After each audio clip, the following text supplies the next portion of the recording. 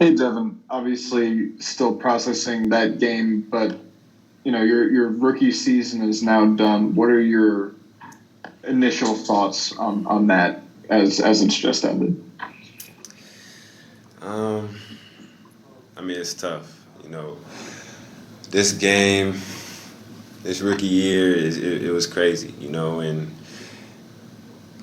I don't really, I'm trying to process it right now, but I'm just proud of this team. I'm proud of the vets. I'm proud of the young guys. I'm proud of how the way we played and the way that we fought today. And, you know, I'm looking forward to coming into the facility this summer, working on my game, getting better, getting stronger. I just talked to Keldon and I said, this is the last time that we don't make the playoffs.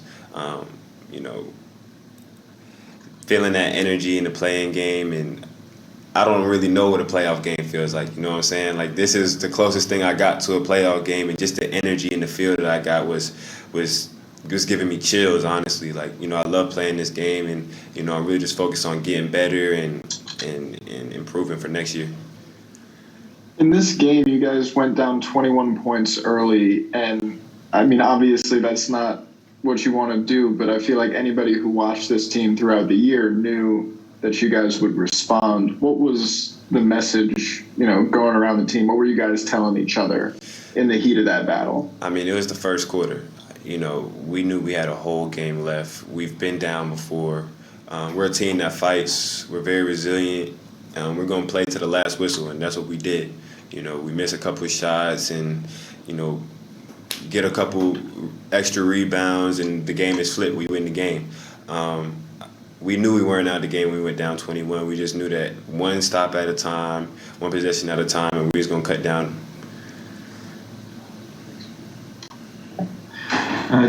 Devin, with 40 games and 68 days in the second half, how much did you just learn going through that grind? It's like nothing I've ever been through before, honestly. Playing every other day, playing sometimes 5 games in 7 days, like, it's tough. It's tough mentally, it's tough physically, but I just got to give credit to, the training staff, my vets, them just helping me push through. There are times where just mentally, you play three games, 4 games, and you're tired mentally, and, you got to get ready to play another game, and, but everybody's encouraging you, everybody. Taylor Jenkins is also at the podium. You didn't want to get to the offseason. You wanted to continue to coach, and you will. I know this game was kind of some ups and downs, but what was your overall message to your team after this victory? Yeah, just unbelievable effort tonight. Really proud of, a lot of guys, especially our starters. I thought DB was phenomenal defensively. Obviously had a huge run offensively for us, to keep the game, close. I think it was in that fourth quarter. JV was unbelievable. 23 and 23, multiple block shots.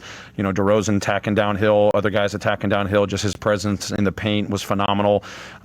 Kay with a big shot late, Dez big, shots late, job, big shots, and that big free throw there to pretty much play-in tournament as well. And it was Dylan, Smitty, that really helped to set the pace on both ends of the floor for this team. Well, you talk about grit and grind. He could have played with that grit and grind team, Sam. I love the way he came out and competed. He scored the basketball, but he showed emotion. But more importantly, he made it very difficult for DeMar DeRozan. He was all over him, pressuring him up 94 feet like he was a guard. He was in attack mode. He knocked down some shots. What I loved about him, he went 4 for 4 from the free throw line, rebounded, 3 assists. But more importantly, he was the energy and the engine for the Memphis Grizzlies, along with Jonas Valanciunas, who had 23 and 23. I'm still trying to, you played in San Antonio. Have you ever seen the Spurs play like this? 1 pass, 1-on-1, 5 dribbles per player. They didn't move the ball. At all. 19 assists. This is unlike the San Antonio Spurs. Look, Coach Pop can look at this team and say they overachieved this year by even making it this far when you look at their talent. But when you look at this San Antonio team, it's not the team I recognize. Look, second, they need a center.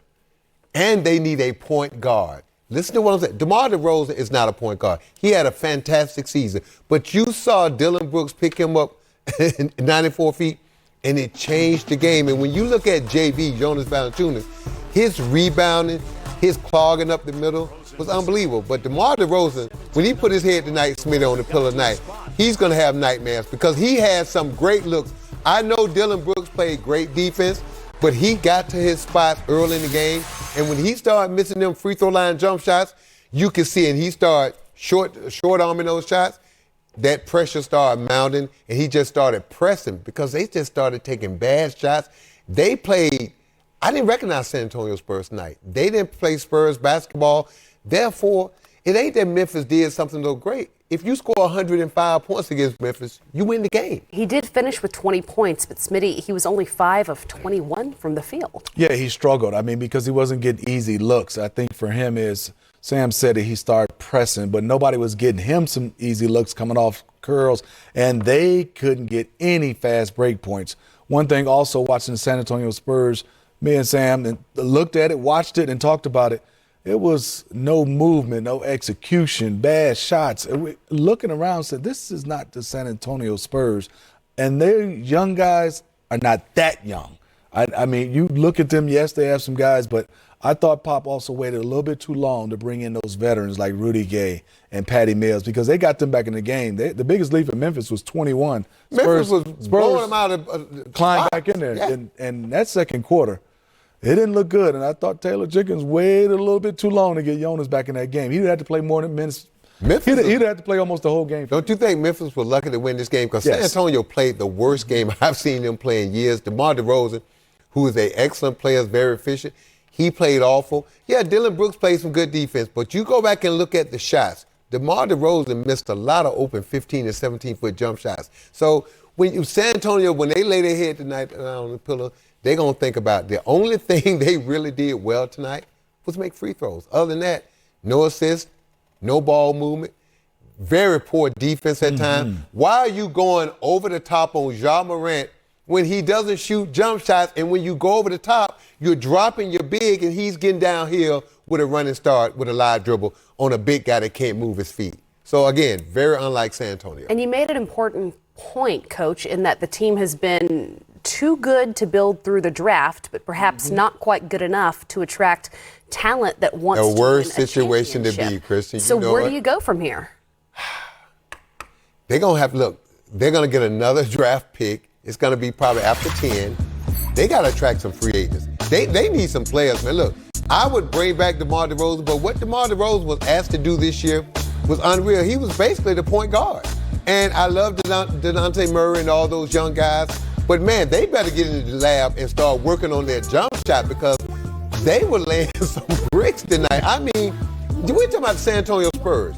Normally good three-point shooting, great ball movement, late into the shot clock, they're still moving the ball to get great shots. That's who the San Antonio Spurs is. They make you play defense for 22 seconds. They didn't do that tonight. A lot of passes, one shot, a lot of dribble, not going anywhere. I just didn't recognize this team. And look, if they would have played a little like the San Antonio Spurs, they could have won this game tonight. But give Memphis credit. They played harder. They played D. And they made some plays at the end of the game when they had to make them. Which of those notable free agents, Smitty, would you try to invest in moving forward? Well, DeMar DeRozan is one of those guys, if he wants to be there, and he fits San Antonio. But I'm with Sam. They got to find some other talent. They have too many of the same like guys, and I think for them is they got to find somebody that's a big, and yes, they got rid of LaMarcus Aldridge, but they have to go out, and they're going to have to do a job of they're going to have to track some guys that come and maybe overpay a little bit to get some talent in San Antonio. Because right now, this team right now is you don't know the direction of what kind of style you can play. Today, he started off with 4 smalls and Jakob Poeltl, and that was tough because they had no size. And Valanciunas, he had 12 and 9 in the first quarter, even though he ended up with 23 and 23. That first quarter, he had 12 and 9. Let's talk a little bit more about what he did